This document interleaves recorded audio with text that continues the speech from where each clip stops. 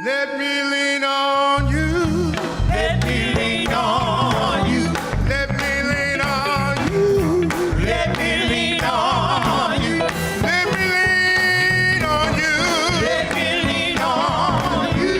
Let me lean on you. All the different organizations that are all so fundamentally connected around the theme of embodying love this year, right? Which seems to kind of matter more than ever.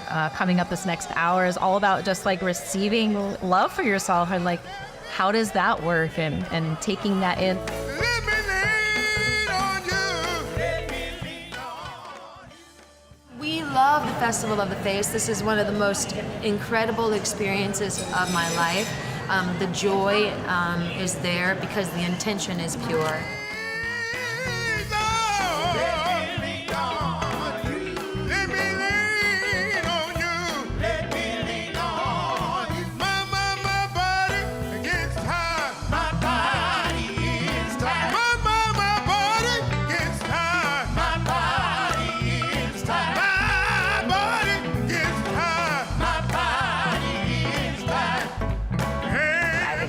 To all really see each other and still be accepting of each other, and I think that's love, and that's why that's important here, to really build community for each other.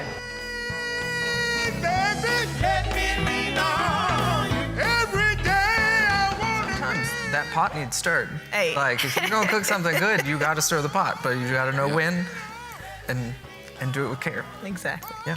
And when you stir the pot, you should know how to cook. Yeah. Because Yeah. everybody, to be able to say, here is my area of expertise and here is where I fall short, and sister, brother, other, whoever, can you help me?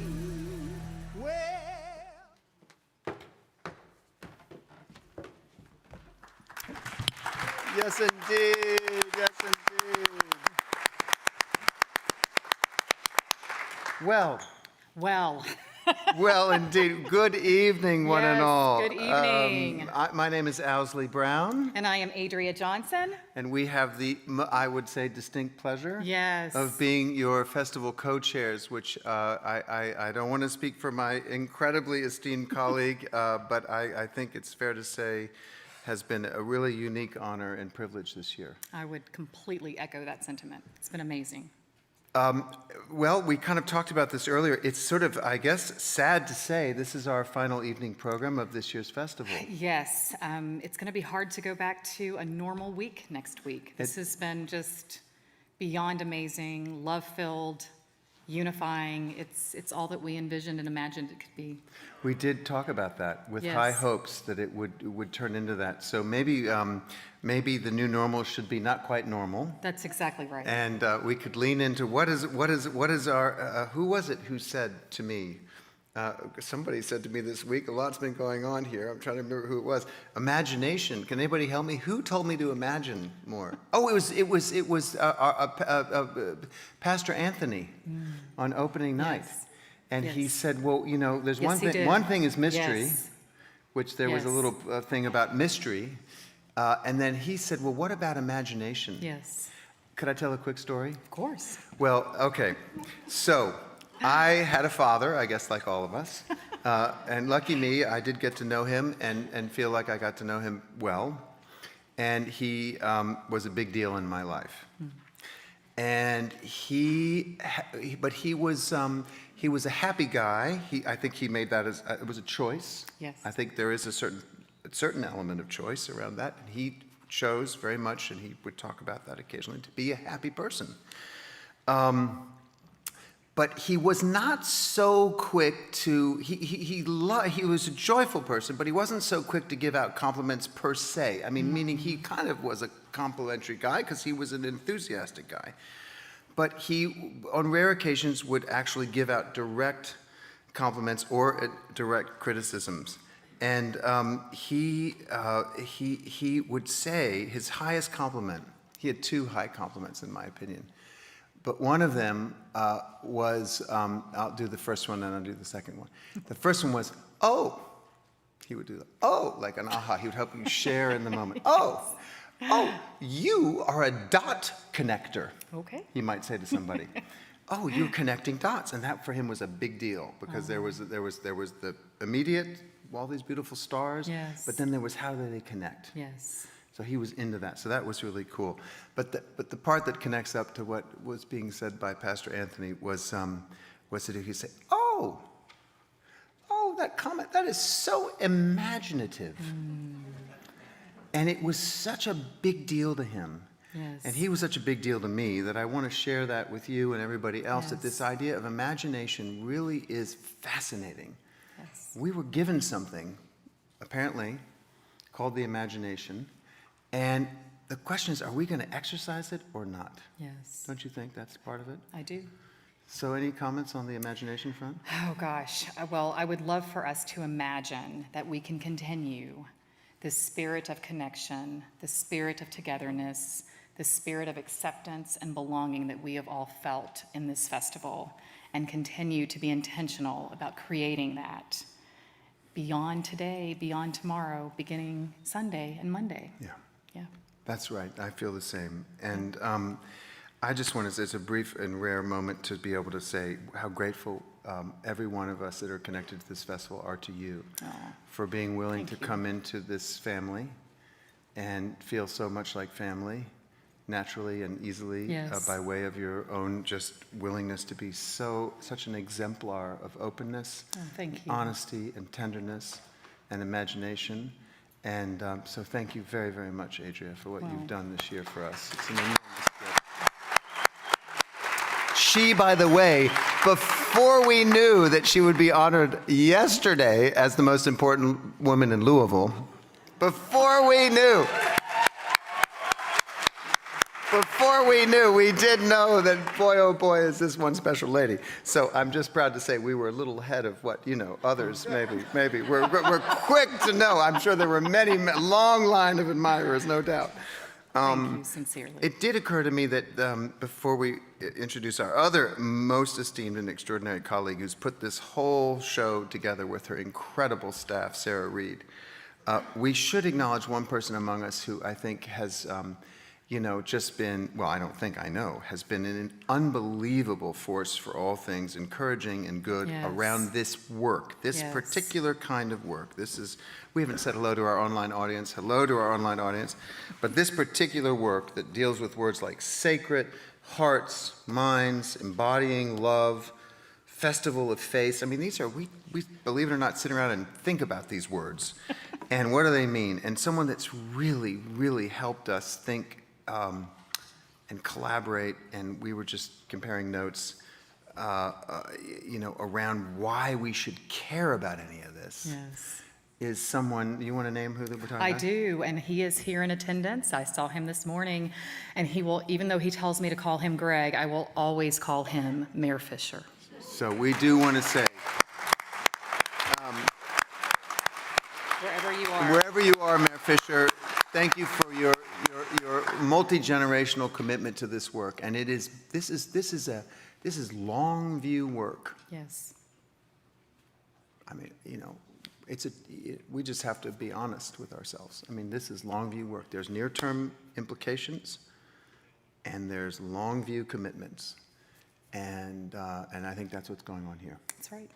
So, in the spirit of a happy Monday morning, and the near-term possibilities and the long view Yes. opportunities, thank you all so much for being Yes. with us. We're going to have a great night tonight, and we should welcome our esteemed colleague, Sarah Reed Riggs. Thank you all so much.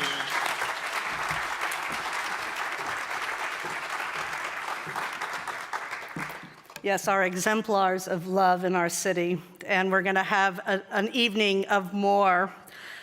Tonight's program is Everyday Love Stories, an evening of love stories and love songs. And I invite everyone to open your hearts and open your minds and prepare to listen deeply.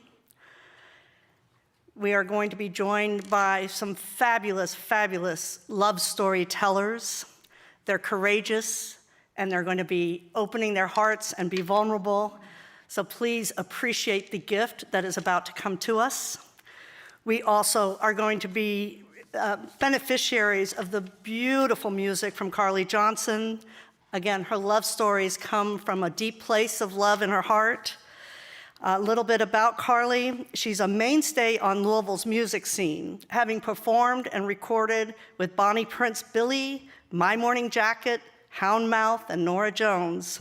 In 2012, she joined the jazz folk fusion band Liberation Prophecy, and then went on to make her own music, releasing a long-awaited self-titled album in 2020.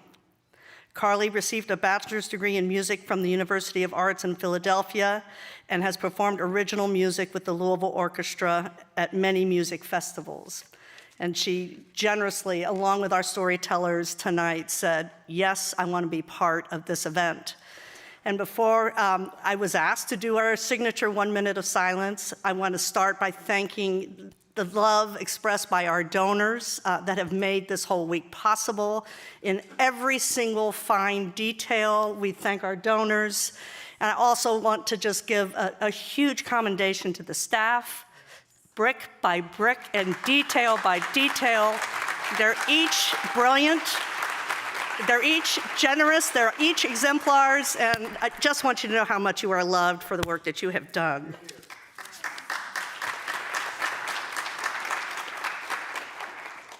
So I think that's all the business, but let me, the storytellers have asked for just the moment that we've all come to expect here.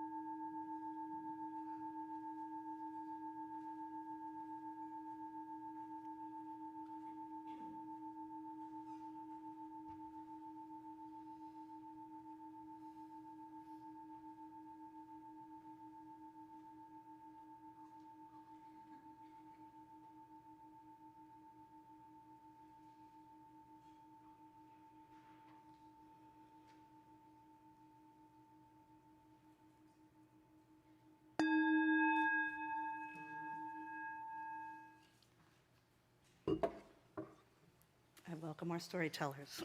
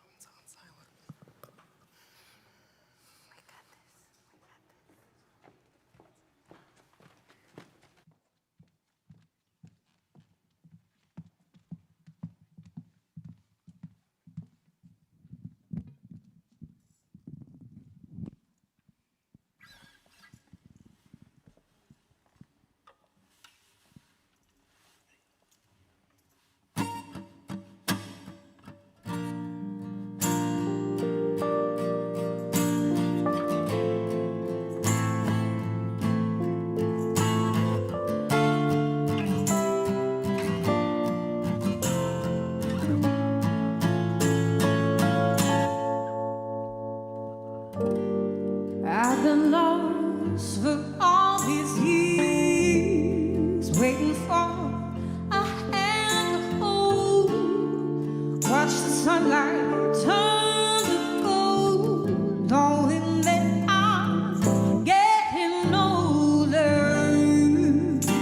I'm a sparrow without wings, waiting for my chance to fly, dreaming of just you and I. And I couldn't love you more than I do. And my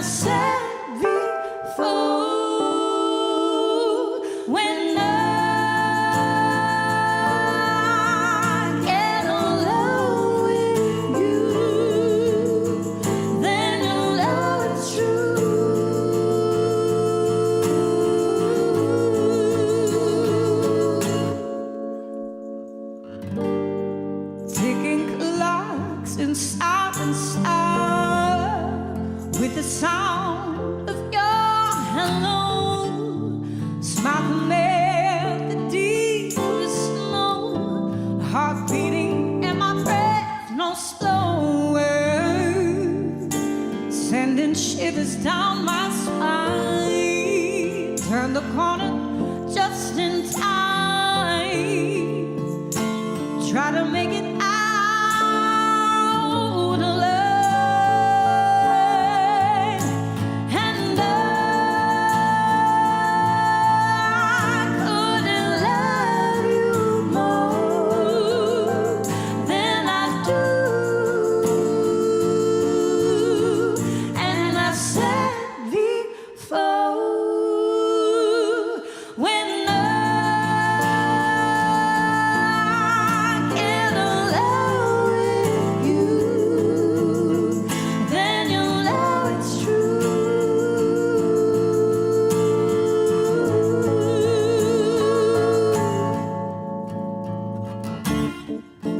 Hold me close, don't let go, can't believe I'm who you chose. More real than life could ever see. Never thought I'd live my wildest dreams.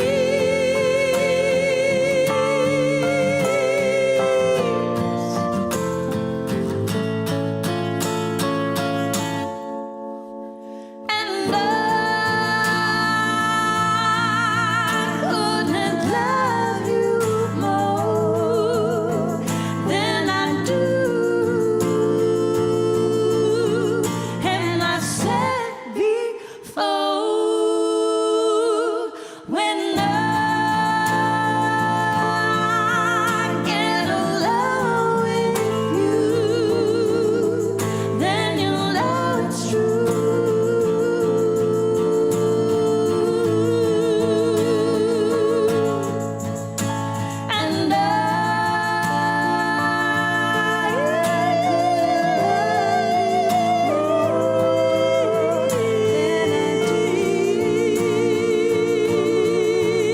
And I said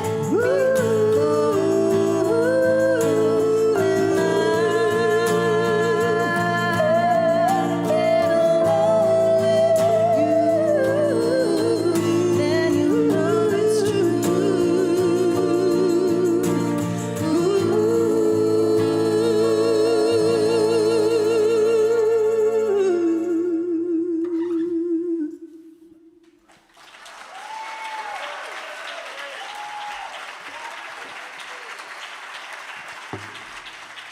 Thank you so much.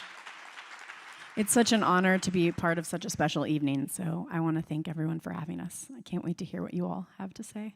So this next song is a brand new song that I wrote called There's a Lot to Lose, and I wrote it for my son. I'm a new mama, and it was, thank you. He's still a baby to me. He just turned 3, but he's still a baby. I think I'll always feel like a new mom. Is that just what happens? Yeah? Okay.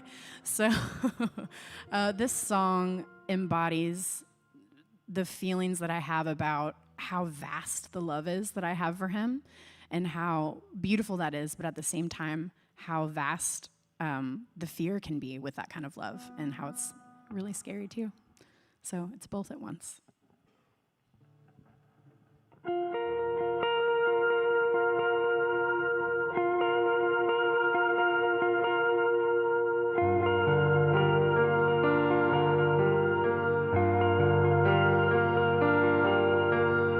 They keep saying I can't remember life before you were born. That's not true, but I can tell you it's better than before.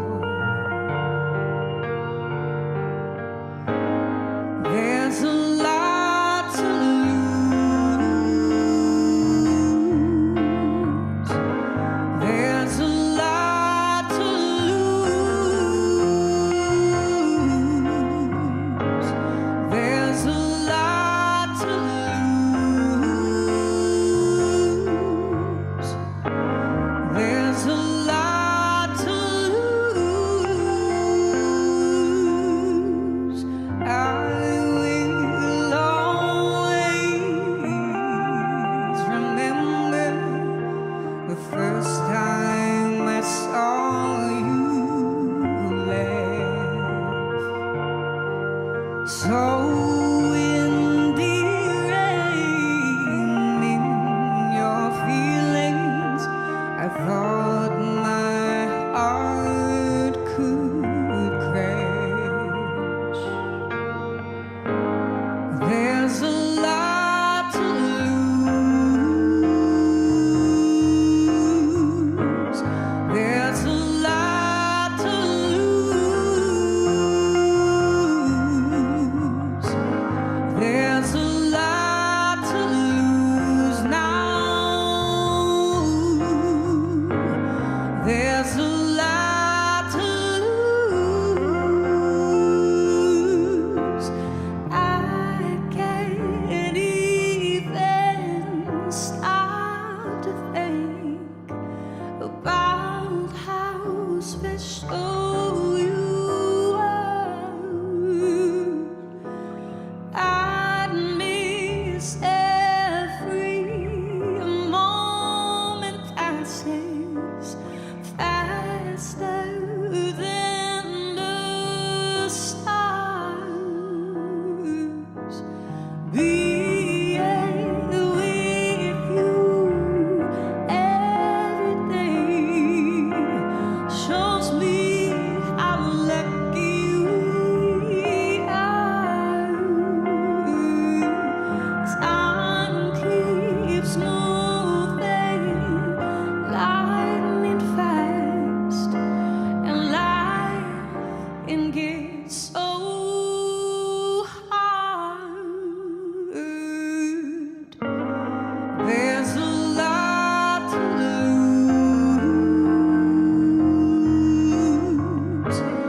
There's a lot to lose.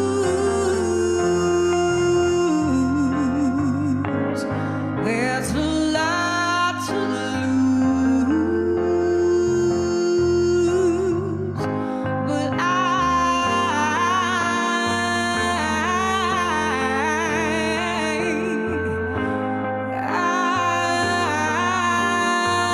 choose you.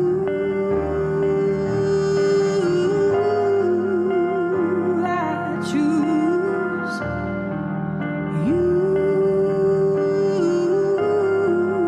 I choose you.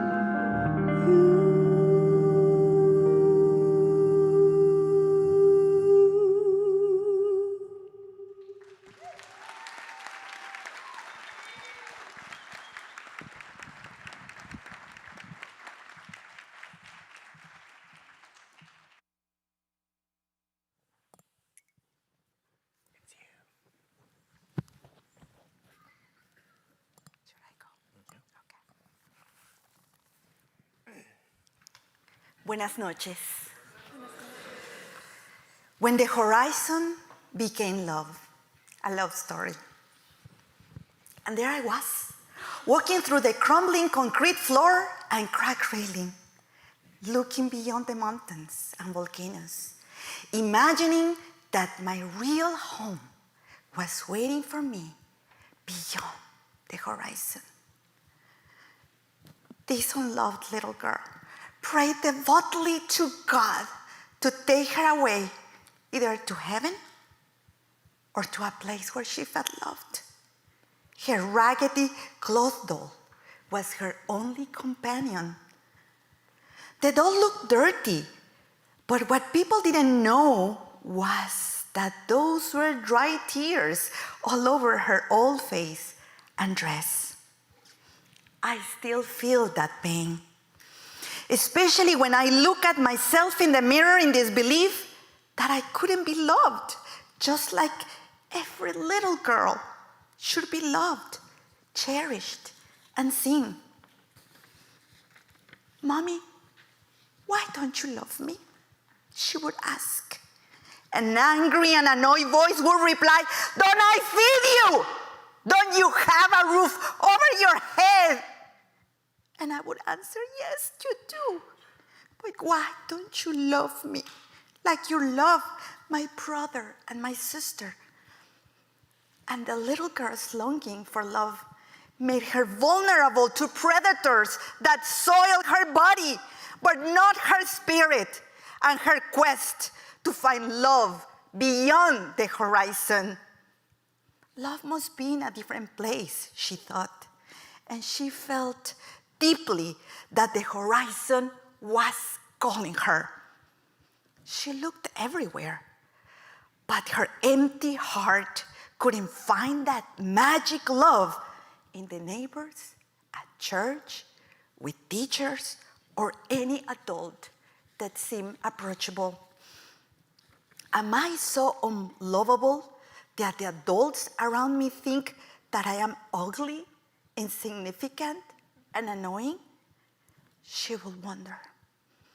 So she will sing and dance, speak in public and perform, longing to be seen or to find that one person that will love her deeply and will see beyond her crooked teeth, messy hair, and worn out shoes. It was so hard, especially when teachers would ask, "Do you have a mother? Tell your mother to fix you up better next time." The talent wasn't enough at times. A neglected child screams of abandonment, even if that child has practiced to pretend that her life looked differently to what it really was. Maybe, I won't call it pretend. Maybe I will call it a quest for love.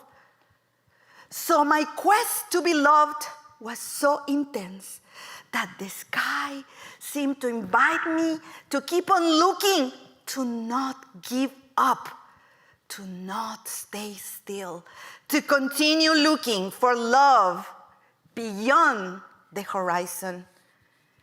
She knew her mother was suffering, and the pain wouldn't let her mother see who the little girl was, who I am. Her mother wasn't able to see beyond the trauma inflicted to her and her children by her husband. He wouldn't only steal their food, their purity, their innocence. He also stole their peace. What I didn't know back then was that my mother also lacked love from her parents and her family growing up, and that my father stole her virginity in a fatal afternoon. That forced her to marry him in the middle of a society that valued women for their purity and virtue, regardless of the circumstances. So there it was. This little girl was too much to take in. She would ask too many questions, too many words. I was too much, at least for a mother's wounded heart. The little girl once heard the story of our blessed Virgin Mary appearing to this orphan nun who asked the Virgin to mother her. So the little girl thought, I'm gonna write poems, and I'm gonna sing songs, and I'm gonna visit all the altars where she would plead to the statue or Blessed Mother to please mother her too, to give her a sign that she was also her mother, and that she loved her, and that she would protect her. Time passed, and the little girl grew up. But I still feel and see this little girl, especially in moments when she needs a mother's hug or I need a comforting embrace. She never stopped looking at the horizon and feeling deep inside her soul that she should follow every sign for her to start the journey to walk towards it and find love.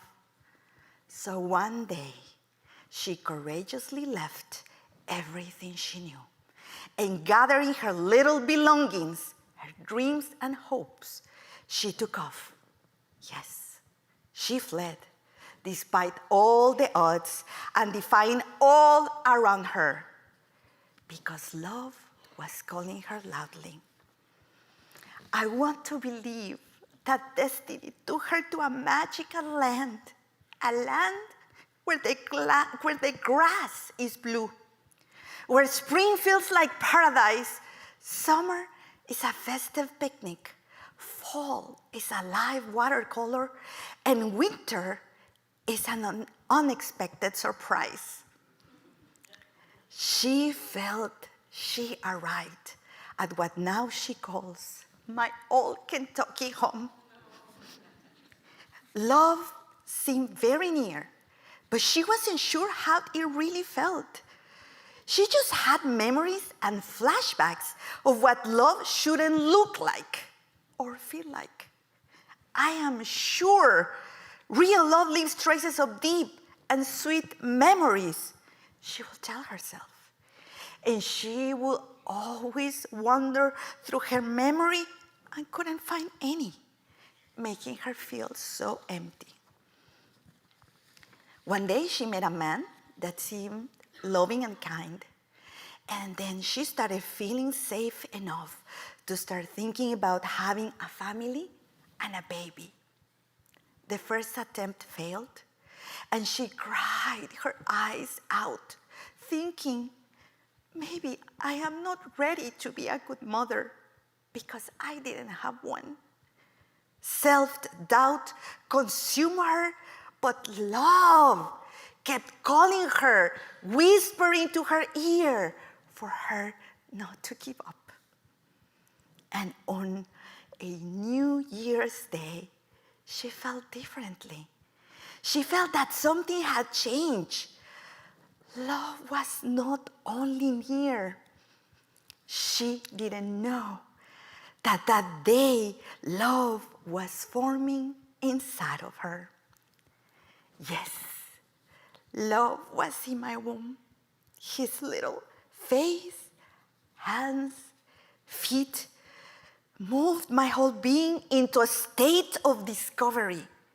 I knew the first time I held him in my arms that I had to change the world around him. I intentionally started to connect patiently to a journey that I had only imagined. And I felt at times like a fantasy. Our first Christmas together was a bliss. I held him all day long, and I sang to him all the Christmas songs I knew in English and Spanish. And that day, it clicked to me that I didn't have any memories of beautiful Christmas past, but that my son would have a different story to tell. His Christmas will have traditions, adventures, and above all, love and joy. After that magical Christmas, another gift was given to me, the most precious, intelligent, and sassy little girl.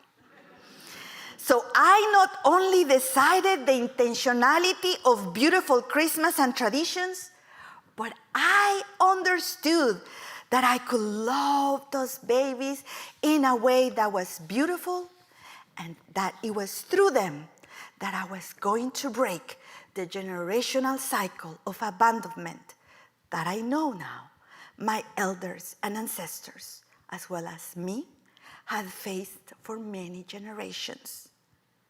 As I break the cycles every day, I know my children never wonder if they are loved. They don't have to struggle to be seen, to be appreciated, to be validated and encouraged. Even when their father and I fell apart, they knew that our home was not a place or out there in the horizon. Our home is wherever the three of us will go. Yes, that is our home. Our family of three grew after some years. This sweet, crazy, funny, and charismatic man showed up when my heart was no longer seeking, since I already knew real love. He chose to be in our lives and merge in our daily intentional quest to love each other and strengthen our families and became part of our home. He chose to love me. He chose to love my children. And he chose to love my home as his own. I also found a purpose and a reason of my journey, a little home, a place called La Casita, where I have encountered kindred beings that lovingly and passionately accompany other souls when healing, when starving, when suffering. It is a movement, a family, a community of Latinx hospitality. And the loneliness, the trauma, and the hurt became my superpowers and the motivation to eradicate them from this life, or at least to speak openly about it so others will join me to find their superpowers. And why not their horizons as well? Some mornings when I see the little girl eye to eye, we smile at each other. We sometimes cry, not because we are suffering, but because our pain is so deep that the hurt haunts us at times. We continue telling each other that we are no longer longing or dreaming of something that seemed impossible, but that our quest to find love has come to an end. No more crying ourselves to sleep. No more wondering the whys of not being loved or the reasons that made us unloved. No more loneliness. And not only because I became a mother 19 years ago, but because love transformed me and everything that I am. At the end, I discovered that love and the horizon have always been inside of me, that they were not a fantasy. They were my truth, and they are my truth. And that truth is that this is the story of a horizon that became love. And yes, I am witnessing it every single day, because I exist in the knowing that I am living what I was meant to be, and in the loving place where I can exist. Muchas gracias.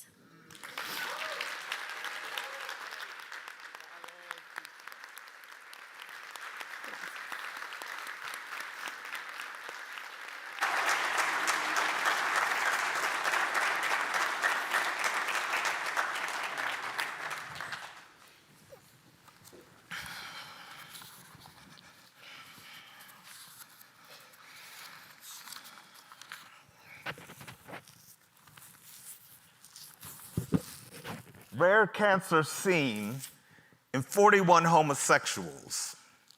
New York Times, July 3rd, 1981, by Lawrence K. Altman.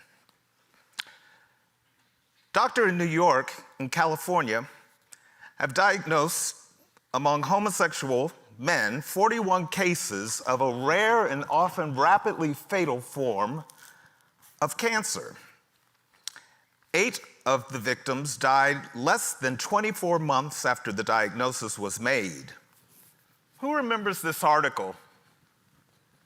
Do I have any fellow 60-year-olds, pushing 60 people who remember this? This is something my mother, a nurse, sent to me my freshman year in college at Temple University. We hadn't had the conversation about her son being gay yet. My mother was a Seventh-day Adventist, and that was not something you had a conversation about as a black person with a mother who was a Seventh-day Adventist. And I was in and out of the closet so much that you couldn't guess where I was trying to be anyway. But for all the excellence that she demonstrated in her work, and all the admiration for her work as a nurse, and all the love that this woman had in her heart for her children, she also had a legacy of having every black man in her family of origin die a rather tragic death. Her father suicided, was an alcoholic, violent. Her youngest brother, who was almost like her son, she said, Billy, died of a heroin overdose when they were pushing a lot of heroin in the DC area in that time to kill black men. And then my Uncle Wink, the only one I ever knew, had a tobacco addiction where he got lung cancer and then suicided in his backyard. So she was very concerned about her sons. My mother tended to have a very anxious kind of rapport with the world and a sense of a lack of safety and worry about her son's safety. So my father, extraordinary man, was always that rock that kind of steadied her. And yet, this conversation with this article, my mother said, "Did you see this article in the Times when I'm up in Philly for my first time away from home?" She said, I said, "Oh yeah, I think I got it, yeah." She said, just be careful." I said, "Yeah, I'm being careful." "What do you mean, be careful?" "Just be careful." And then she went into something about like houseboys, because my mother didn't know much about gay world. She was like, "I hear there's houseboys, they become houseboys, so just be careful." I was like, okay, I think that's something, but what it was more than anything was my mother's way of saying, "I love you so much, and I am so worried for you." I sent my child to Temple University after he got arrested for drunk driving at 17 and seemed to be somewhat on a course that looked really troubling to her, and trying to have a sense of confidence I was going to be okay after all the evidence showed black men don't survive. That was my mother's way of really letting me know I meant more to her than anything, and my survival and her love for me was infinite. 39 years later, the New York Times, 1981, gay cancer story continues to distort early AIDS history. July 2nd, 2020, by Ted Kerr. For many people in the US, the second weekend of March 2020 was when the COVID-19 era of US history began for them. On that Friday, the 13th, no less, Trump declared a national emergency, and that Sunday, the Center for Disease Control and Prevention, CDC, advised against gatherings of more than 50 people. With the beginnings of social distancing in place, it became impossible to distance oneself from the unfolding pandemic.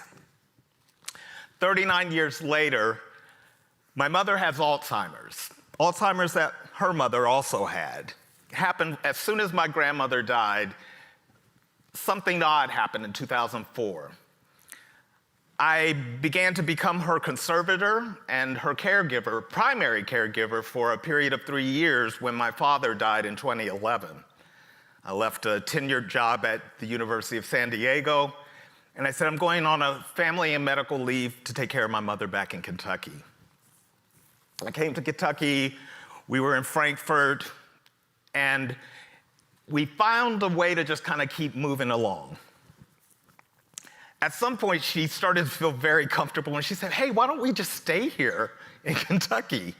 And in one of those moments that, only a really spoiled youngest child can do, still being a grown-up, still feeling like Carly said, the 3-year-old and mom being mom, I said, Mom, there is no other game in town other than the Actors Theater of Louisville. I have never worked there. I will never work there. That's not a theater for us. You never took us there.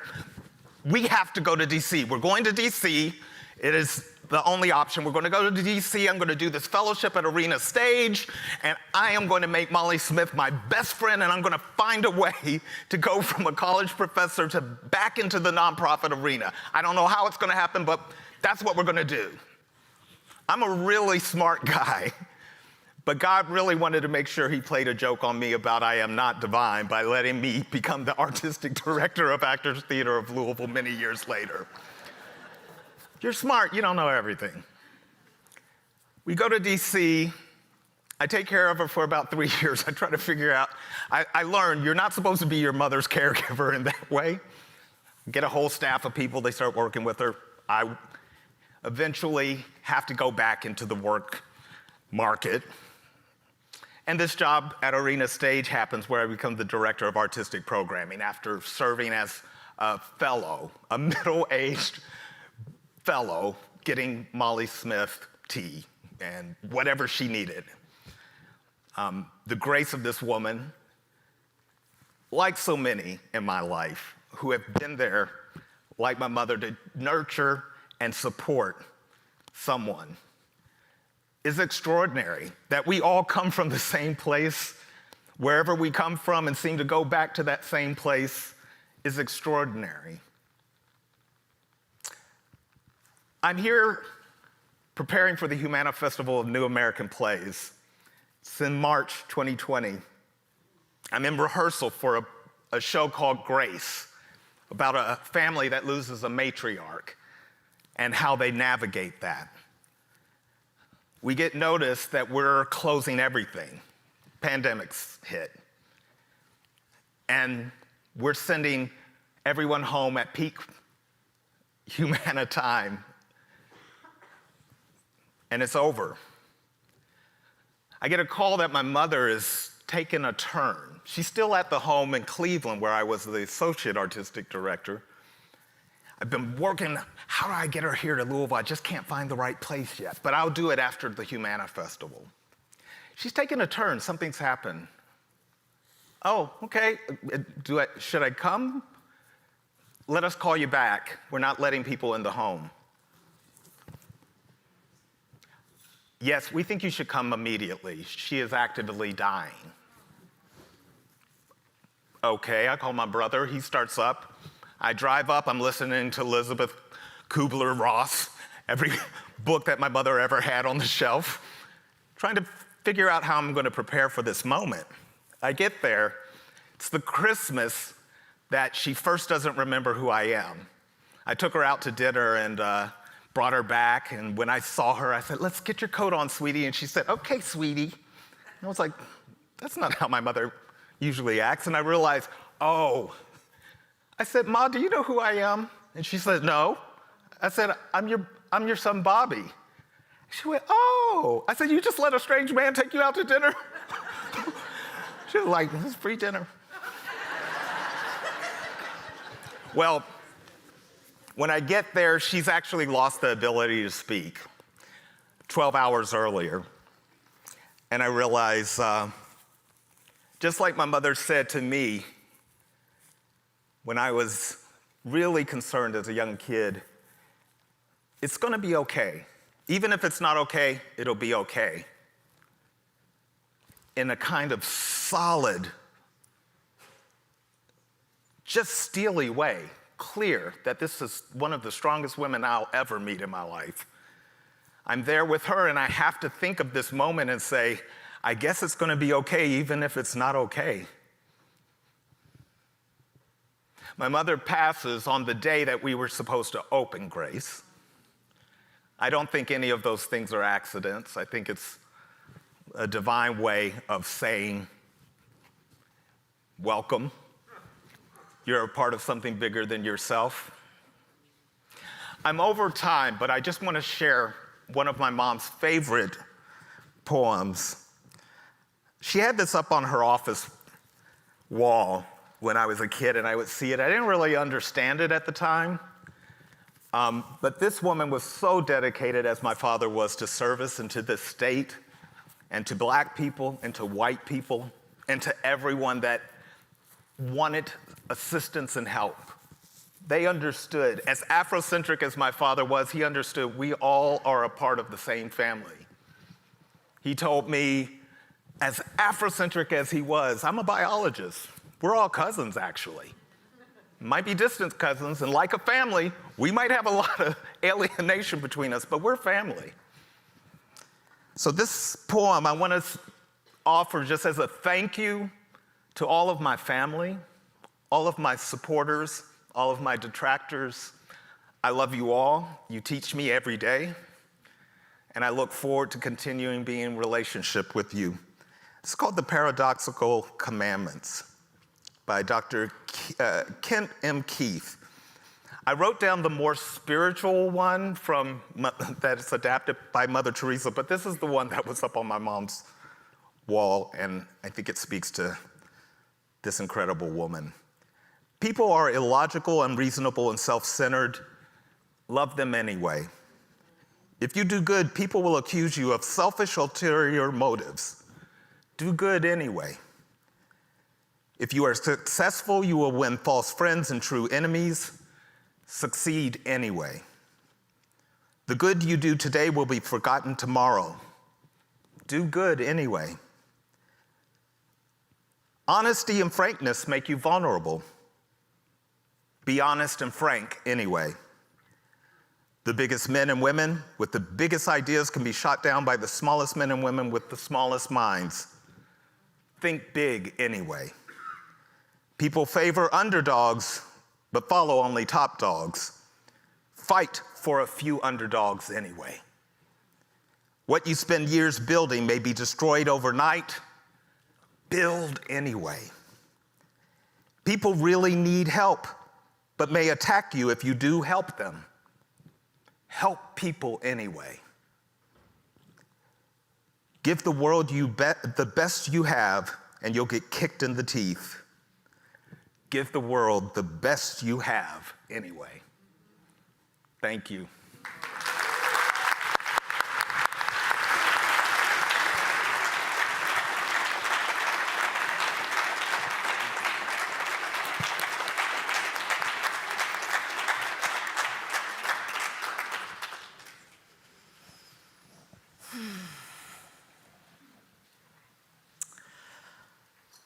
My best friend is sick, big sick. Get your affairs in order, sick. This is my 40 years and counting in my pocket, know you like the back of my heart, friend. You know those birthday cards with photographs of old ladies on the front? We send those to each other. We are who they make those for. We are supposed to grow old together. The doctors are singing a different tune. My friend Ed, he's a doctor. I tell him her situation, and he just says, I'm sorry. Mary Alice's gut imploded mid-pandemic. The ovarian cancer was fast and gnarly. They got rid of it, it came back, and now we're scared. And she is miles away. From here, I can do nothing, which kills me because we always fix each other. In the face of this, I'm useless. So we talk on the phone, as always. We spent less than 10 years of our lives in the same city, yet we thrive. Our near daily conversations are haunted by the elephant in the room. I just concentrate on being of service. What kind of friend does she need today? Does she need to laugh? Does she need to gossip? Does she need to reminisce? Does she need to just talk about the difficulty her life has become? Whatever, I'm here. I'm your girl. But sometimes, you gotta talk about the elephant. One Wednesday in January, she calls me scared. There's a pain in her gut that won't go away. She's not afraid of dying per se, she's afraid of dying a painful death. This pain, is that the beginning of this? We're capital S spiritual, by the way. In the 80s, I had a profound spiritual experience that pulled me from alcoholism and addiction. My awakening came about page 122 of Shirley MacLaine's Out on a Limb. MacLaine introduced a mainstream audience to concepts like past lives, spirit guides, channelers, energy healing, but most importantly, that divinity is our birthright. It lives within each of us, and if we claim it and live from it, we can have any kind of life we can envision. All of this rang true in my heart, and I believed every word. And the first thing I envisioned was sobriety.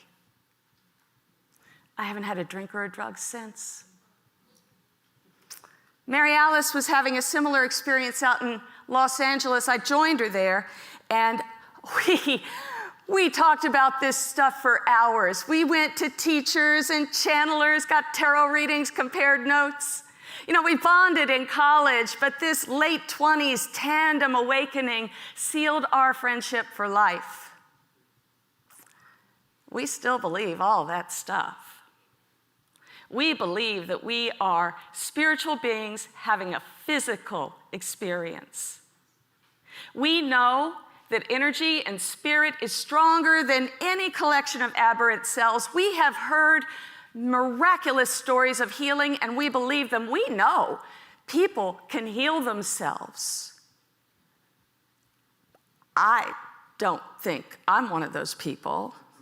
I am not that good. I'm not that faithful. And I love Mary Alice, but I don't think she is either.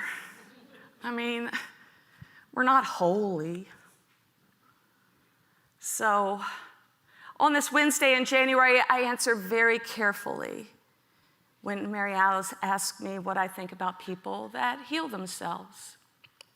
Well, honey, people do, but who do you have to be? Jesus Christ? Shirley MacLaine? Well, I'm very disappointed to hear you say that, she says, because I'd really like to try. Oh, okay. She wants to try. Okay, whatever. I'm here. I'm your girl. Let's try. So we stay on the phone as we go up to our altars. We blow the dust off our crystals, light candles, burn sage, all the things. I get my Bluetooth settled and we sit. I take the lead. I don't know what I'm doing. Well, I just follow my instinct and make it up as I go along. I mean, people heal themselves all the time, right? Why not us?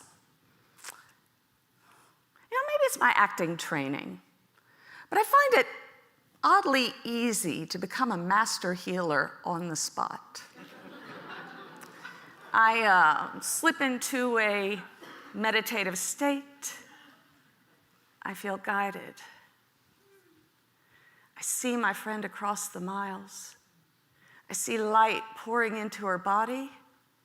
I guide it with my crystals. I focus the light on Mary Alice. I ask for angelic energy, any assistance from our guides, from friends and family that have passed anything, all of it. Maybe I'm nuts, but it doesn't matter. Because when we're done, Mary Alice feels better. The pain is gone. The fear has subsided. We did that together. Oh God, it feels so good to have helped, to have done something. We start meeting almost every day, and every time Mary Alice feels better. About a week in, something really strange happens. I feel a presence in me. My hand vibrates and drops one of the crystals. First, I'm talking, and then I start sounding really wise and different, and then I realize they are talking. My syntax changes. My vocal pitch fluctuates up and down like they're trying to feel their way in this new physicality. I break through. Mary Alice, this isn't me. I know, she says. Who is this? Teresa knows who we are. I do. I have felt them before for years while meditating. And sometimes they moved my head and my mouth. One time I was falling asleep and they lifted me up from under my armpits like, straighten up, pay attention. Most of the time it's just a subtle presence. So yeah, I knew they were there. I didn't think they'd show up like this though, but here they are. You know, when I saw the channelers when I was younger, I always imagined kind of a possession scenario, like something would rush in and take over. But it's really more gentle than that. It's like tuning a radio, but the radio is you. You relax into the frequency and the radio plays through you. I don't hear actual words. I sense blocks of thought. They use my brain and my vocabulary, but the voice is different. And sometimes I want to edit them, and I can, but I feel this constriction in my throat. The same thing I feel when I lie. Mary Alice talks to them and finds out their name's Ariel. They're my guide or guides. I don't know if the they that I sense is a plural or non-binary. I just use the pronoun that seems to be preferred, as you do. They're talking to her about her healing, and they say that she can do this, and we can help, and by we, I know they mean me and them. They say, Ariel says that Mary Alice has to claim her right to stay, that she has to intend often that she wants this life, this body, this time. She needs to affirm her complete healing, and she does. We start meeting regularly, and Mary Alice always feels better. She isn't necessarily getting better. There are medical setbacks. I have to stop talking to my friend Ed, the doctor.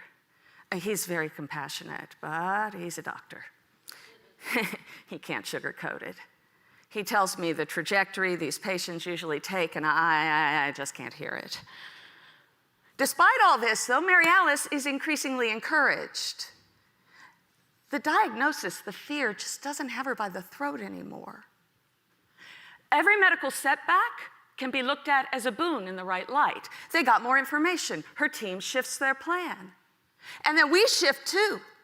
We're getting better at this healing thing. Ariel gives us really specific imagery. They talk to her body and we feel it talk back and guide us. Sometimes we feel the energy jerking us around in our chairs like electricity. Neither one of us have ever felt anything like this before. It feels really real. Now you'd think this would transform me into a New Age guru, Instagram shaman. But I'm still just me. And I still don't know what I'm doing. I do a little bit of research and find out I am so full of shit with this stuff. I number the chakras backward. I use the wrong crystals for the wrong purposes. But it doesn't seem to matter. It seems like it's the intention, the energy, the love that matters.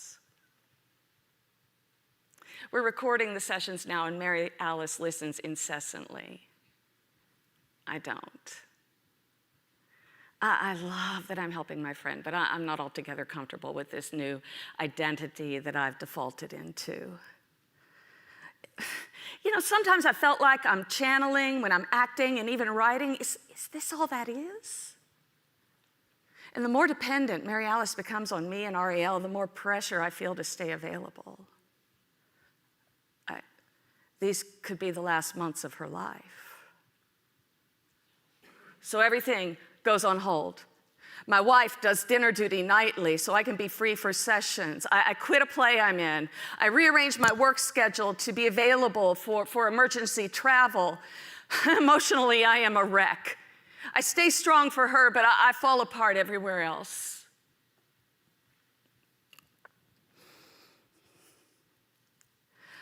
But still, medically, there's still not much good news. But still, Mary Alice has such faith. She knows we're making a difference. All I know is she isn't afraid. And that something in me, something that she pulled out of me, something connected to some higher healing love is creating calm in her being. And any discomfort that I feel around any of that can't matter.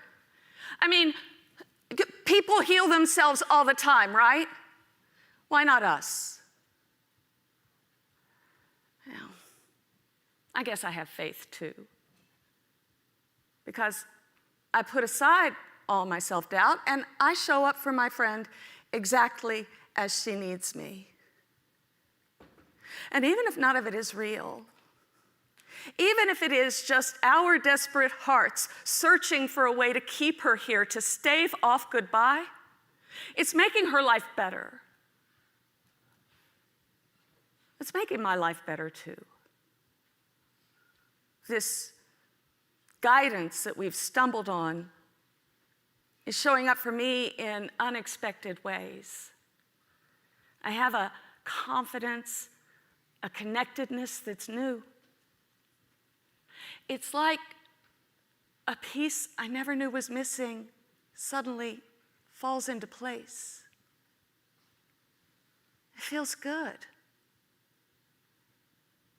And you know, none of us know how much time we have left on this planet. Me and Mary Alice, this thing we're doing, whatever you call it, it's making every minute that we have left better. One Tuesday in May, everything changes. She gets a good scan. The big bad mass of aberrant cells that was growing is now dying. She tells me this and I burst into tears and she laughs. Why are you so surprised? This is what we've been doing all along. This is what Ariel said would happen. Ed is mystified. The inoperable tumor is now operable. This is very rare, he assures me. By the time they take it out, it's just dead. And now, it's just gone. It's been 2 years almost since we started our sessions. Mary Alice is still not out of the woods, but she has far outlived her original prognosis. Last February, she welcomed her new grandson into the world. In May, she got to go to Italy, her first trip since the pandemic. And I still have my best friend. Her ability to heal quickly and maintain her positive attitude continues to amaze her medical team. Their everyday existence of treating this crappy disease, she is an anomaly. We're so grateful to the doctors, to the innovative medicine, to her entire team. And we still do our healing sessions. And I still sometimes wonder if it's real. You know, all the books that I've read, all the channeled literature, all the channelers I've seen, all the ones I've even known, I never doubted their veracity for a second. Why do I have doubts when I'm the channel? Ariel says that the power doesn't lie with them anyway, it lies with us. That her healing is and has always been in our hands. That the books, the teachers, the channelers, they help, but only by showing us our own divinity. That's a lesson. And if we embrace that, there's no limit to how far we can go. So now, we affirm our holiness. We are holy. We intend her complete healing. We envision her living a full and thriving life. And you know what? We believe we can get there. Because people heal themselves all the time. Why not us? Thank you.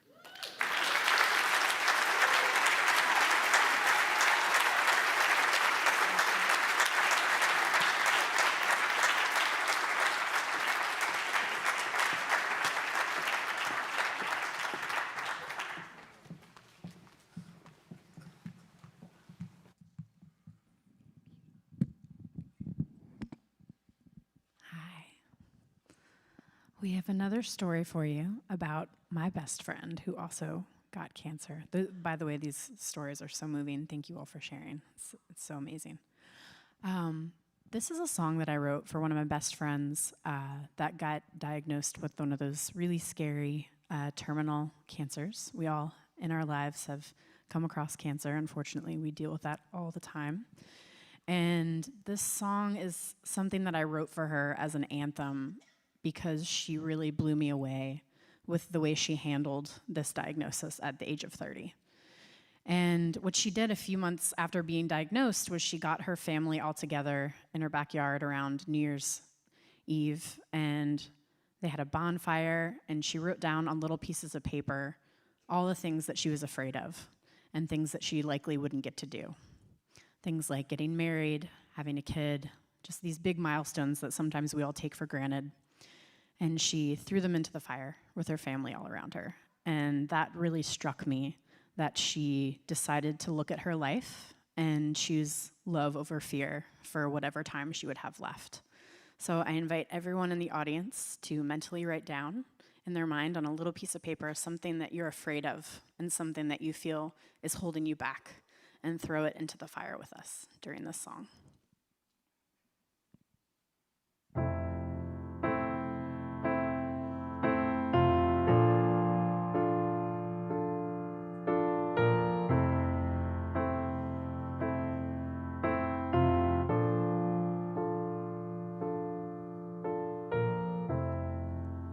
Can't tell me not to feel good. Can't tell me not to dream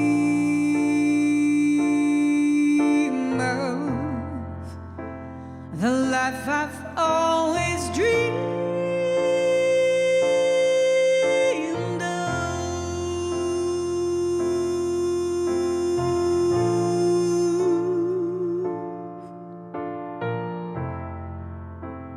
I will never hide these tears, pour out of me like wine. It seems I taste the bittersweet of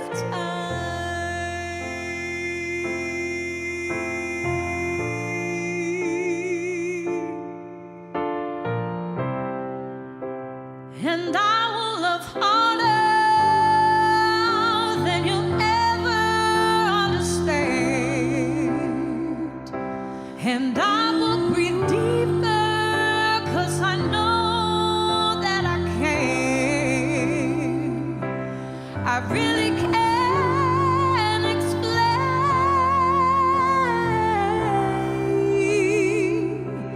the power of this pain.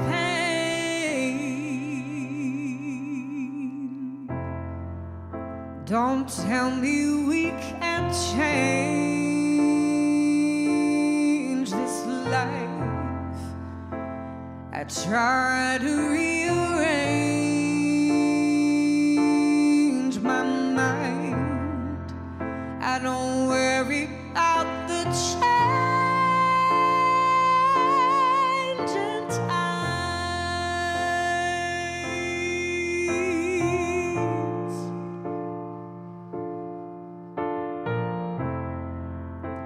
I've opened up my heart to see I don't fall apart. I just feel I'm stronger than I'll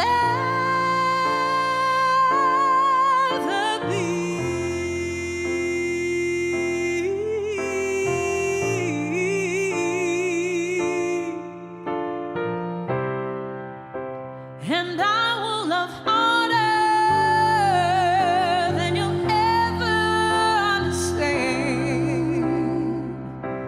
And I will breathe deeper, 'cause I know that I can. I really can't explain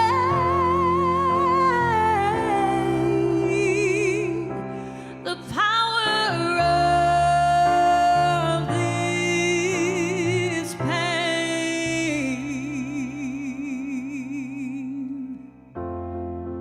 We've been burning and burning long. We've been burning and burning long. We keep burning and burning long.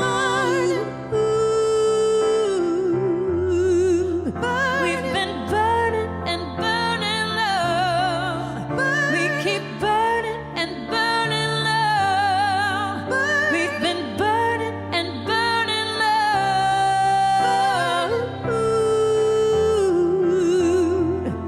We've been burning and burning long. We keep burning and burning long.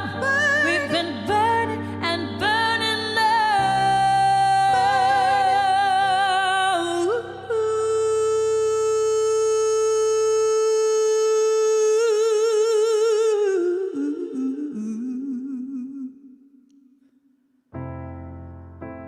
I've opened up my heart to see I don't fall apart. I just feel I'm stronger than I'll ever be.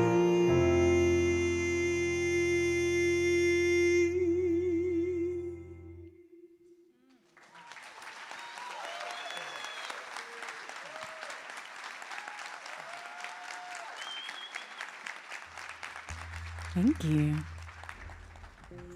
All right, so this next song is a love song that I wrote for my husband. He's out here somewhere. I don't know where he is, but you can find him. So this song is called This Home, and I wrote this for him just in awe of the home that we built together for ourselves. What little or whatever we have throughout our lives with the foundation of us two, I just felt so strong that we could do anything. And this was before we had a kiddo. And so kind of in the last verse, it starts to talk about, I think we can do that. Maybe we can do this. So it's just kind of a love song for him and how much he makes me feel safe and seen at home.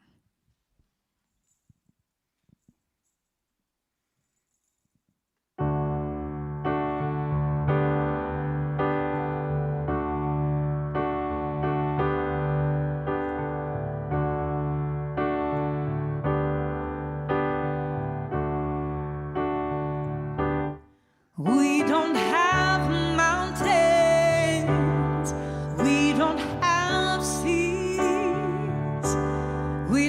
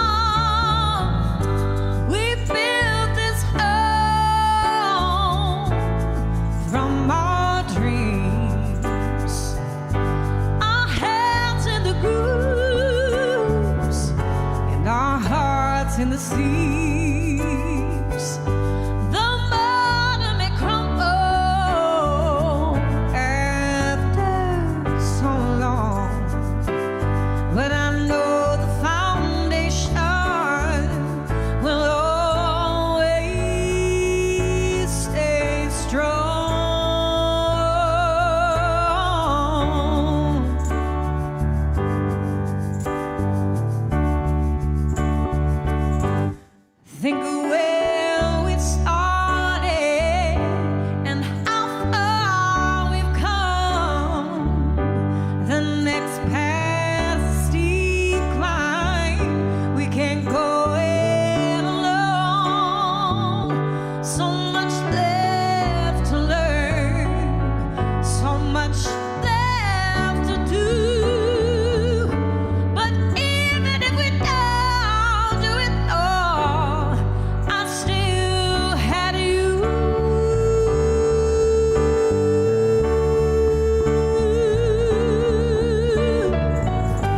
We built this home from our dreams, our hands in the grooves, and our hearts in the seams. The mortar may crumble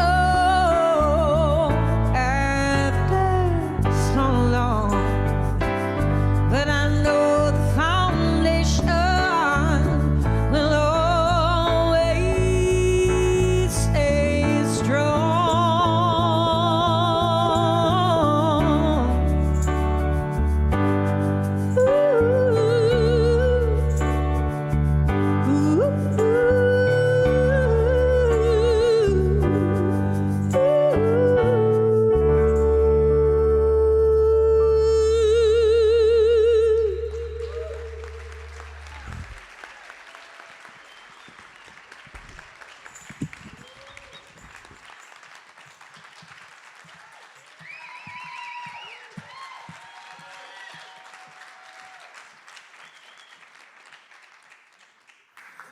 How y'all doing? Good, fantastic. My name is Stephen Michael Carr, and before I tell my story, I just wanted to say two things. Thing number one, if you know me, you know that my absolute favorite local musician is Carly Johnson. So I am just kind of like, oh my God, I'm on stage with Carly Johnson, right? So that's thing number one. Thing number two is to know me. Thing number two is that to know me is to also know that I love storytelling. And the reason why I love storytelling so much is because unlike giving a speech, it is an active conversation that you have with the audience. So if I say something funny, you laugh. If I say something shocking, you gasp, right? And honey, I am a Baptist, so if I say something and you feel so moved, saying amen, that's right, Adria, saying amen, or I know that's right, or or won't he do it, or any of those kinds of things. It's perfectly acceptable. That's, girl, that's right, exactly. So I just wanted to let y'all know that it's okay for us to converse in that way. Y'all hear me? You got it? Cool, fantastic, all right, amen. There we go.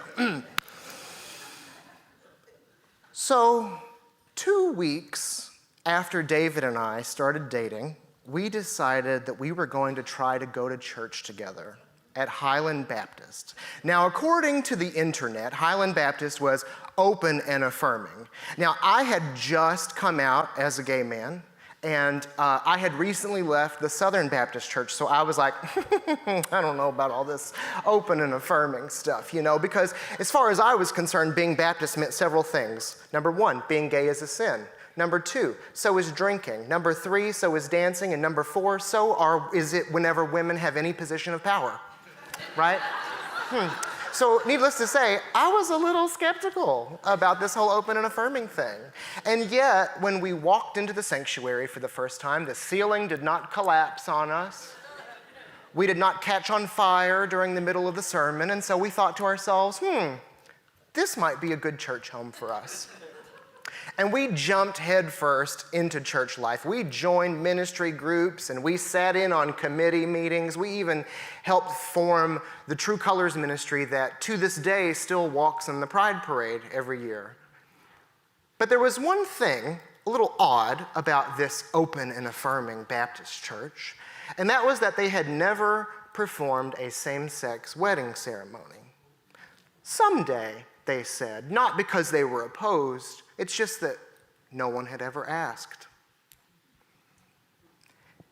In the summer of 2011, my boyfriend David and I attend 8 weddings together from May through September. 8. Most of them are his college friends. All of them happen in churches. None of them are open and affirming. It's a really interesting thing celebrating people you love in a place that does not love you. The pastor knows it. He can tell as soon as you walk in the door because of the way that your clothes fit or the fearless way that you wear pink, right? The couple knows it too, but they chose this place anyway because it looks really good in pictures. And you know it. You can feel it weighing down on you every time you step into the door. But this isn't about you. It's never about you. This isn't your special day. It's their special day. Don't make this about you. These are the things that you tell yourself, and so you push those feelings down as far as you can, and you sashay into that wedding reception, and you drink way too many glasses of wine, and you cut a rug on the dance floor, and everyone tells you that you're a great dancer, and you say thank you so much, but you sit down during the slow songs because you don't want to be a bother. You don't want to make anyone uncomfortable. Wash, rinse, repeat. This is the roller coaster that your queer friends go through every time they come to one of your church weddings. And if you don't believe me, ask them. Because we don't want to be a bother. Except for that last wedding. That last wedding in September of 2011, when we decided maybe we did, in fact, want to be a bother. You see, I don't know if it was the wine that I had too much of. I don't know if it was the fact that we were tired of sitting on the sidelines, but the first notes of At Last by Etta James came on, and David reached his hand out and he said, "We are going to dance." Now, we had never done this before. We had never slow danced in front of people before, okay? I was not sure of this, but he said, "Stephen, it is always going to be like this. We are always going to live through this. People are going to talk, people are going to stare, and honey, we look great. Let them stare."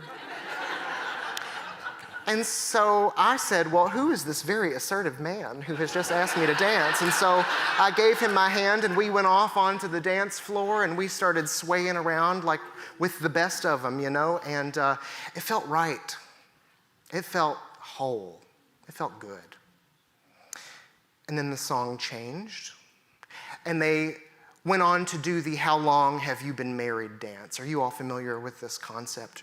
If you're not, you know, the DJ starts calling out numbers and married couples get on the dance floor and they dance, and if they call a number and you haven't been married that long, you get the hell off the dance floor, right? So we got off the dance floor because this was pre-marriage equality and we weren't married. So we stood on the sidelines and we watched them slowly count up the numbers: 1 year, 5 years, 10 years, 15 years, 20 years, 30 years, 50 years, until there was one lone couple standing, completely wrinkled, old, so happy to be on the dance floor. Their relationship aged like all of those bottles of Pappy Van Winkle that we all wanted but we couldn't afford. And David and I were sitting on the sidelines watching, and David leans into me and he says, "I want that someday." And I said, "Me too. Someday. Amen." So in January of 2012, we decided that it is time for us to approach the pastor of Highland Baptist Church, Joe Phelps. Do you all know Joe Phelps? Yeah. About getting married in the sanctuary, right? And we knew that this was going to be kind of a gauntlet. Like, it was going to take a while, because I don't know how much you all know about Baptist culture, but let me break it down for you and as quickly as I can, okay? Baptists are highly democratic, they are self-governing, and they are wholly autonomous. So, like, there is no higher political structure than the members of the church. So the blessing of being a Baptist is that you get to have a say-so in everything that goes on at the church. The curse of being a Baptist is that you get to have a say-so in everything that happens in the church, right, Teresa? Exactly. And so that means sitting in on committee meetings and voting on bylaw changes and attending congregational conversations where we come up with what our public stance is going to be on things like systemic racism or what's happening at our borders, or in this case, marriage equality. And so Pastor Joe was really excited about us wanting to get married in the church. I could see it in his eyes. I could tell that he was like, oh yes, I'm going to get to perform my first gay wedding and show people how progressive I am. Woohoo! You know? And, but even though he felt that way, he said, here's the thing, y'all. This is a political game that we have to play, and we only get one shot to get this written into the bylaws of the church. And if we mess it up, we don't get another chance. And our church has gone through a lot of changes already this year. So what I don't want to happen is for us to bring this forward to the congregation and it not pass. So I think we need to wait a year. And we said, okay, because we were so used to not being a bother, you know. And so we attended committee meetings and we voted on bylaw changes and we marched in the Pride Parade, although by then we were like, is this really appropriate for us to walk in the Pride Parade? Because we can't walk down the aisle yet, so someday, we said. After that year was up, we knocked on Pastor Joe's door. It was the day before Christmas Eve, and he ushered us in, and we sat down with him and the newly appointed deacon chair, a woman named Kathy. This was our second deacon chair. The first one's name was Susan. The second one's name was Kathy. That's not really important, but I feel like you should know it. And behind that closed door, they said, we still don't think the congregation is ready. Because you see, that past year, while we had been waiting, they ordained their first gay minister, a man named Maurice, and they had just gotten through this really big capital campaign, and they were trying really hard to keep their ears to the ground, and what they heard all of the congregants saying was, we keep making all these changes, things are going so fast, can't we just slow down just a little bit? And like they said, we only had one shot, and we didn't want to mess it up. So they wanted us to wait again. They kept saying they were sorry. Kathy even cried. They asked us if we were okay. We said we were, because we didn't want to be a bother, you know. And that was a lie. We weren't okay. This all felt like a really big smack in the face, because just that morning, Pastor Joe had preached a sermon called Law of Love Trumps Love of Law. And it did not sit right with me. So I did the only thing that I knew to do. I wrote a very strongly worded email. I am the son of a woman named Karen, after all. Love you, Mom. And so in this email, I said, here's the thing, Joe. We are about to start planning our wedding because this is year 2 of this business, right? And if we start planning our wedding in a space that is not in this space, we are not coming back to this space, because every time I walk through these doors, I will look up and I will say, oh, this is the place that I was supposed to get married. This aisle was the aisle that I was supposed to walk down. These were the people that were supposed to keep me safe. And they didn't. The next day, Christmas Day, I get an email response. And he says that after listening to what I have to say, he thinks that I'm right, that it is time to push forward. Now, like I said, we knew that this was going to be like a whole thing we would have to work through, right? Baptists don't do anything very quickly. We talk things to death. But the fact that they acknowledged our frustration and said, it is time to begin this work, renewed our spirit, you know? And so a few months later, we are invited to a lunch meeting at Ditto's with our associate pastor, Nina, and our third deacon chair, a man named Bob. Okay? Yeah, it's not really important, but his name is Bob. He's a very pleasant man. And so it is at Ditto's that they tell us that they have brought this concept of performing same-sex ceremonies in front of the deacon body who is not a decision-making body, by the way. They're just servant leaders of the church. Try to, think of it like a tester group, right? And the deacons proposed that we bring this up in the next congregational conversation. And they said that eventually they might need to take a vote on this. And honey, it had been over 2 years at that point, 2.5 years. And I said, well, get them all in a room. Get everyone in the room. Let's vote. Let's do it right now. We'll do it. But just like Joe had said, Nina said, we've only got one shot. We want to make sure we get this right. We've got to prime the pump. We've got to test the waters and see how people feel about it. She said, you might not want to be in the room when we have the congregational conversation because people might show you what they really think, and that might be disappointing.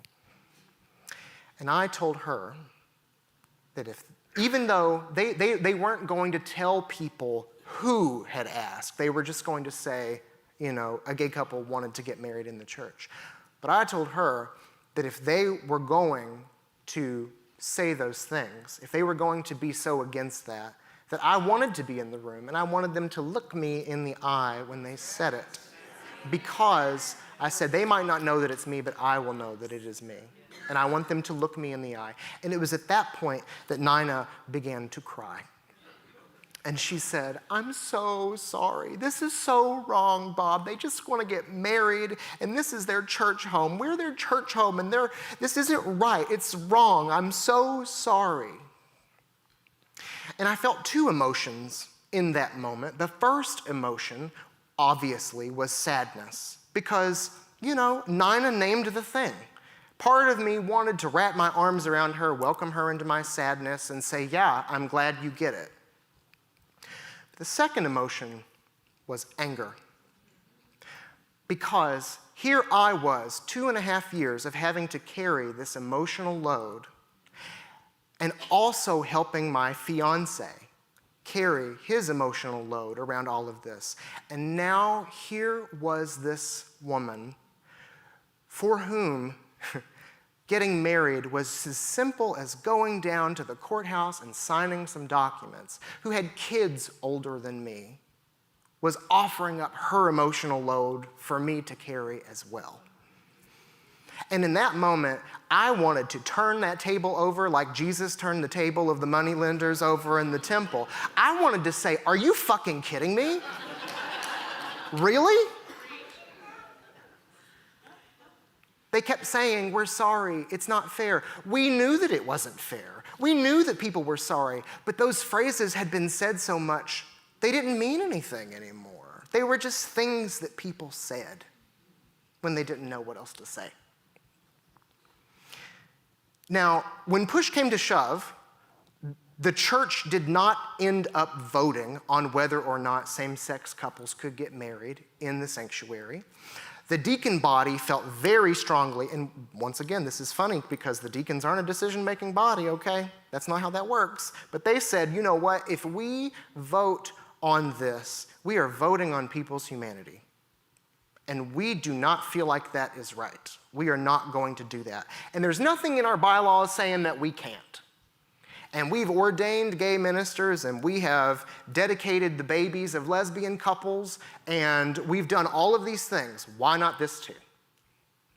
And so they ended up putting love wins on the sign in the church, and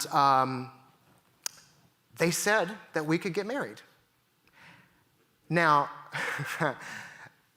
the funny thing about this is there was not enough time for the church to send out an email or in the newsletter to let people know, because as soon, I don't know who the mole was, okay, but as soon as that decision was made, it went viral on the internet. And when I say viral, I mean there were newspapers in the United Kingdom talking about this Kentucky church, this Baptist church who was going to marry a gay couple. It made no sense to me. Why people in the United Kingdom? Maybe because they don't think we wear shoes. I don't know. But here we were, about to marry gay folks in a Baptist church. And it's so funny because a lot of the congregants were big mad about this, that it had gotten out like that, and that they didn't learn from the church, that they learned from Facebook. A lot of them were upset that they didn't get to vote on this thing, not because they wanted to vote on our humanity, but because they really wanted to affirm our humanity. And that was the only way they could think of to do that. And so in what I can only say is the most Baptist thing I have ever heard of in my entire life, the congregation voted to affirm the deacon's decision not to vote.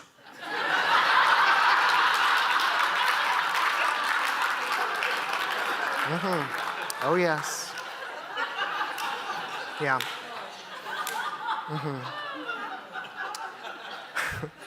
So, on May 23rd of 2015, almost exactly a month before marriage equality became the law of the land, and it just so happens to be my mom's birthday. Love you, Mom. David and I are standing in the fireside room of Highland Baptist Church, and we're helping each other get ready for our ceremony. Now, you know, a lot of traditional couples, they don't see each other till they're walking down the aisle, right? We said, to hell with that. This is not a traditional wedding. We're not going to do that. We are going to do what we've always done, which is show up for each other and help each other and be there for each other. And so I tucked his bow tie into the back of his Oxford shirt, and he rolled my jacket after I put it on, and we were the only two people in the room, and it was holy ground. Once we got into the sanctuary, we actually played paper, rock, scissors in front of everybody to see who would walk down the aisle first. David, do you remember who won? I did. And we got married in front of 350 people. It was standing room only at our church. You know, thank you. Yes, clap.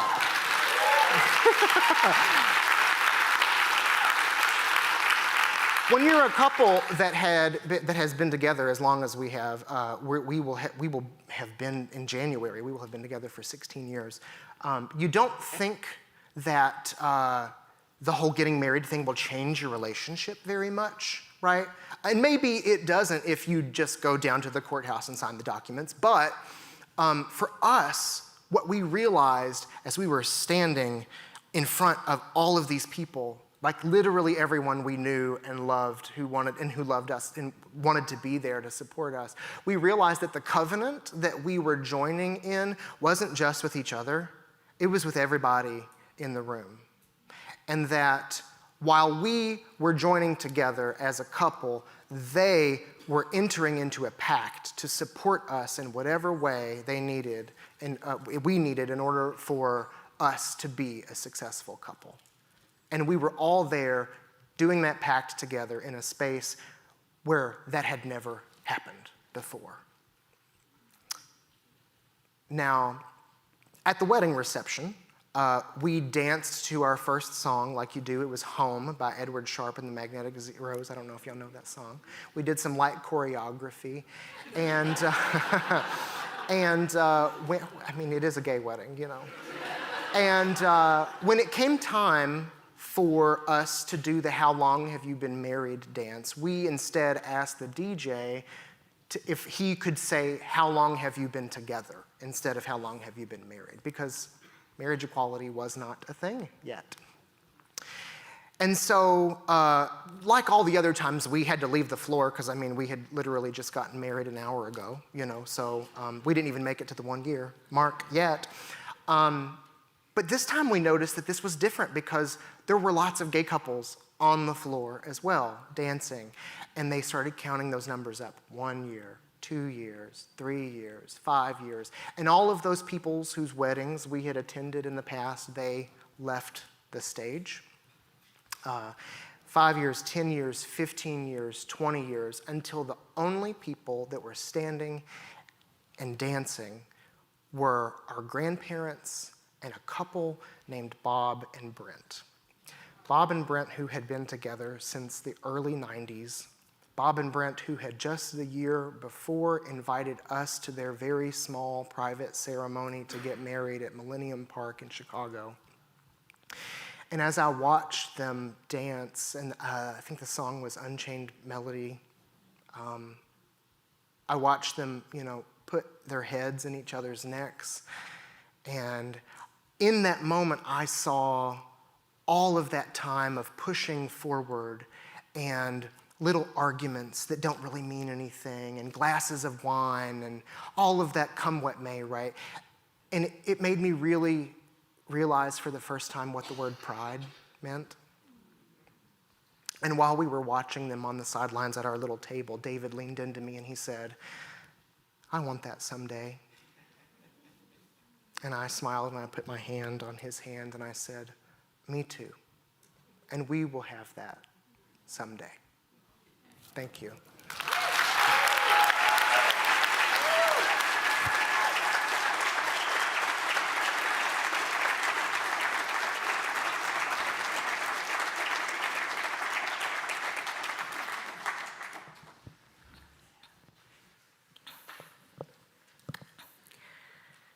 I love my job.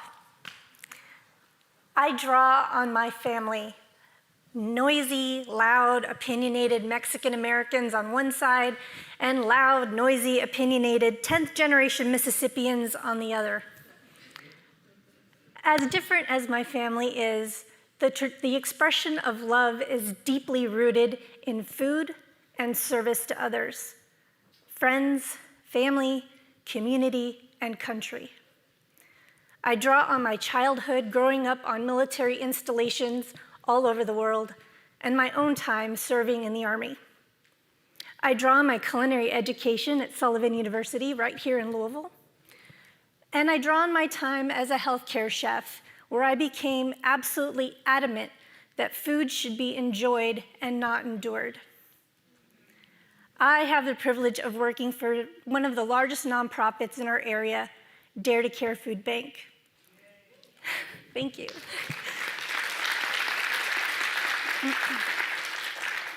My name is Teresa White, and I am the executive chef of our community kitchen in the Parkland neighborhood, just a few miles from here. Traditional food banking is rooted in equality and predicated on donations.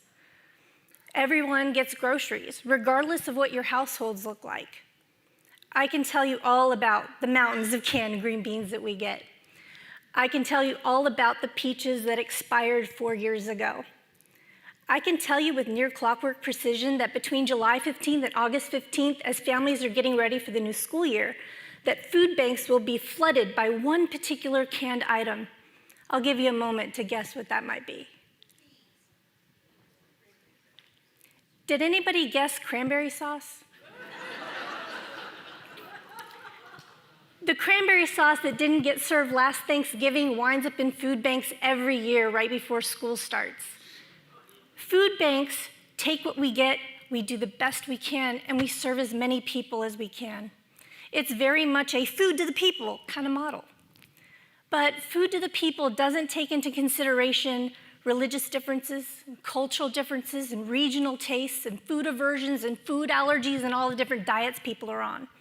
So when we say food to the people, what we're really saying is, if you're hungry, you'll eat what I give you. And that doesn't feel respectful, and it doesn't feel dignified, and we said we really need to change the way food banking works. So over the last 4 to 5 years, we've had really serious conversations with the people that we serve, asking them to share with us their lived experiences, asking them to share with us what we don't know about them, but is so vital for us to serve them in the most respectful way possible. So we're shifting from an equality model to an equity model. What does that look like? Let's talk chicken. Our friends at Tyson donated 56,000 pounds of whole frozen chickens. Let me say that again because that was not a typo. 56,000 pounds of whole frozen chicken. Maybe for you, you're doing okay, but you have an unexpected medical bill or an expensive car repair and you just need a little bit of help from the food bank. But you have the capacity and the know-how and the time to make a meal out of that. For you all here, Maybe you and your partner are retired and you're doing okay. But now you find yourself raising your grandchildren, and now you're not okay. And now you need a little support from the food bank. But you really don't have the capacity to deal with a whole chicken. So maybe my team and I cook the chicken. We shred it and pack it into 3-pound bags, and we freeze it for you. And now the prep work's been done, but you can take it from here, right? Maybe for you, you're a single parent with 3 kids and 3 jobs, and you ride the bus, and you have 0 time for any of that. Maybe for you, my team and I cook that into a meal for you, and all you have to do is put it in the microwave to put dinner on the table. That's what equity looks like. That is where the innovation program was born, taking donated food and turning it into something else to help us serve people in the most respectful way possible. Every year during the ramp up to the Kentucky Derby, Dare to Care hosts its largest food fundraiser at Slugger Field, the Taste of Derby Festival. Has anybody gone? It's a great time. For the price of a ticket, attendees can get a pretty hefty sample from over 80 of the best restaurants and distilleries our area has to offer. The heavy hitters of our amazing food scene here all come out, bringing forth their best effort to raise funds for our neighbors in need. At the end of the event, attendees can cast their vote for their favorite dish for the coveted People's Choice Award. I joined the kitchen team in May of 2020, in the early months of the pandemic, and the Taste of Derby Festival had been canceled, like so many other special and ordinary events at that time. But as we rounded into 2021, planning began in earnest, and I was thrilled when they asked the kitchen team to participate as a vendor for the first time ever. I really had to start thinking about the kids that we serve in our kids' cafe. We serve over 1,500 school-aged children hot, healthy meals at our kids' cafe locations all over the city. Additionally, we also make silver suppers, low-income meals that we make, frozen meals that we make for our low-income seniors, and we make medically tailored meals for our neighbors in need who also have a chronic illness. And across all of our programs, that's about 3,500 meals every day, and we're a team of 7 people. I love writing notes to the kids that we serve, commenting on things like the changing seasons, sports, holidays, and asking for their input on the meals that we make. So after we were invited to take part in the Taste of Derby Festival, I wrote a note to the kids. I asked them, what meal do you want me to serve to this fancy event with these fancy people? Kids meal. Their overwhelming response, buffalo chicken enchilada dip served with whole grain tortilla chips. Okay. This has been a hands-down favorite of the kids for years, adapted from a recipe from my predecessor. We punched up the nutrition, we started making the sauce from scratch, and we dialed up the heat because our kids love spicy. The day of the Taste of Derby was perfect. Warm, a little breezy. My team and I were carrying things into the event space at Slugger Field, passing by tables of places like Martini's, Jeff Ruby's, Volare. So we set up our booth, we put on our good chef coats, and we waited for the doors to open. Floods of people started coming through, and we settled into kind of an easy flow of serving up samples, talking about who we are and what we do, and emphasizing the care that we take and the conversations that we have with our neighbors in need. I'm gonna interrupt myself right now and just tell you that this is an event I look forward to every year as a foodie, and there's 2 particular attendees that I look for every year. They are elegantly dressed, fabulously accessorized, pair of ladies who come every year, and I have affectionately nicknamed them the pocketbook ladies. They bring a large handbag with little reusable containers in their bag.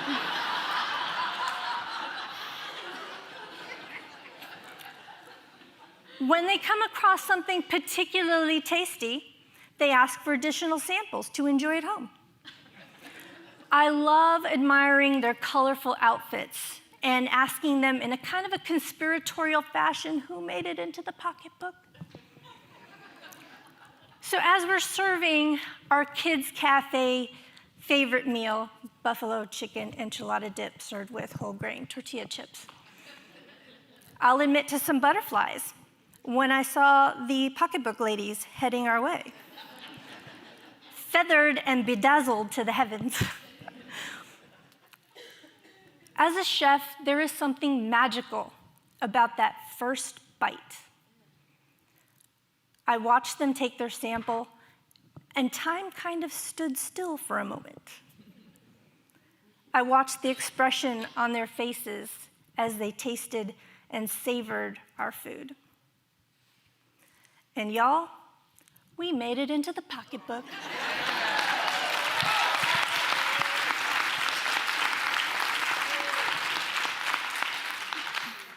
At the end of the night, we were a little footsore and our voices were hoarse from hours of talking. We packed everything up, we dropped everything off at the kitchen, and we went home for some much-needed rest. A few days later, we had the after-action meeting. What went well, what didn't, what do we want to keep, what do we want to change? The votes for the People's Choice Award were tallied. And y'all, we scored in the top 5.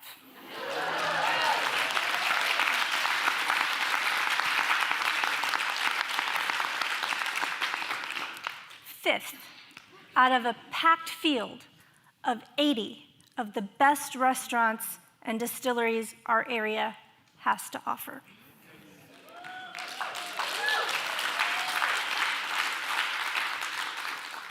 So as I sat down to write that note to the children to let them know how we did, I imagined how respected and seen the kids must have felt. We served their choice, their meal, to this fancy event, to these fancy people.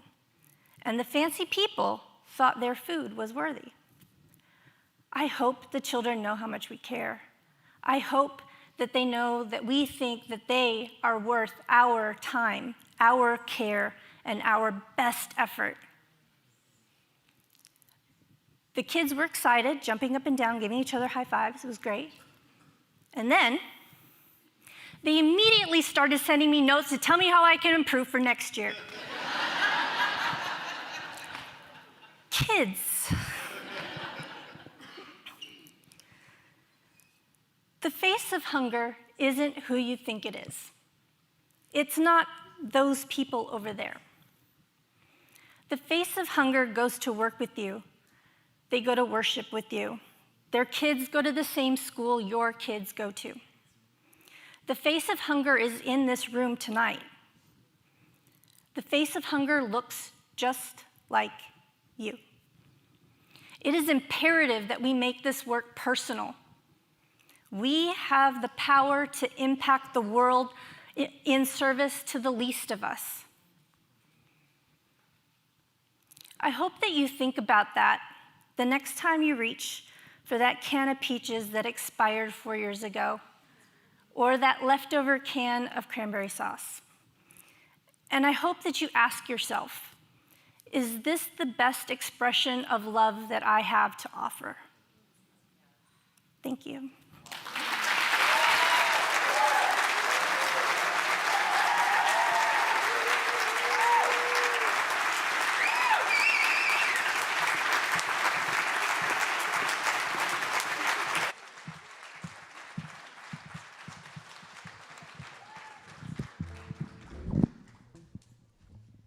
All right, y'all, this has been amazing. You all are so beautiful and incredible. Thank you for your beautiful, beautiful stories. I wanted to end the night a little up and fun, and this song is about self-love in the sense that it tells anxiety where it needs to go. And I'm gonna need your help with this. There's a clapping part in this song. And Stephen, do you know when this part happens? In I Don't Care? I think you should be in charge. Do you want to come up here? Want to come up here? You come here right next to me.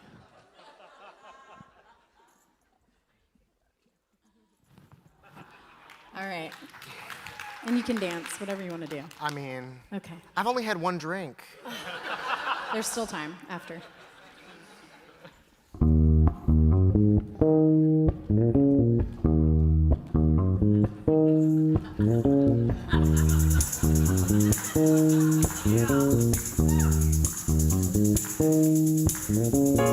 Heart breaks beat, breath long gone, empty space, need someone, pull me out that big black hole, leave that place and lift my soul. It feels so damn fine when I don't care. I lose my mind when there's nothing there.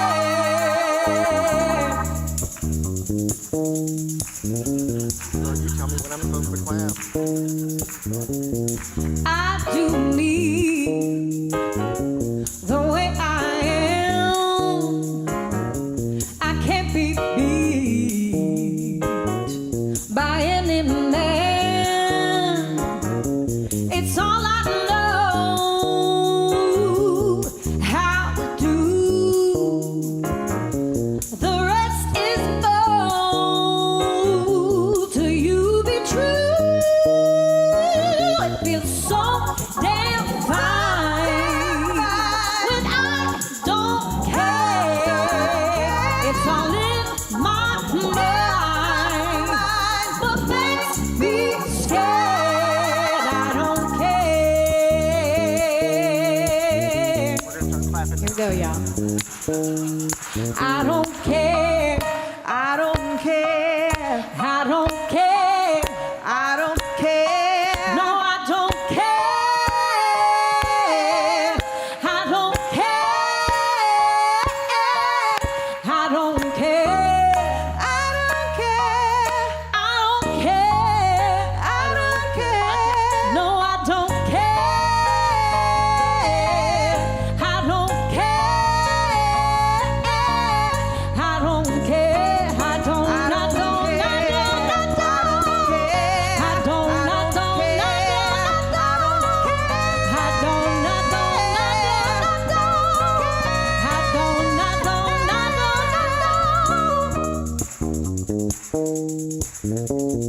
No one cares like you think they do.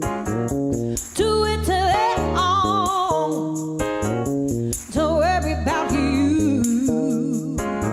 So free your mind, like the lady said, 'cause you're just as great as your mama said.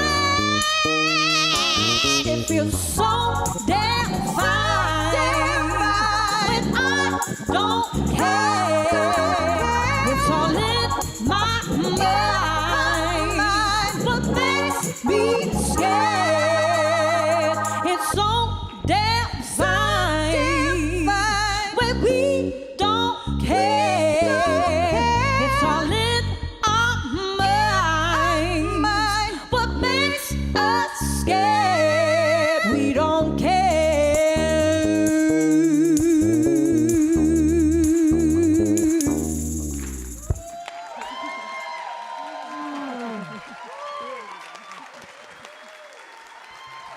Thank you all.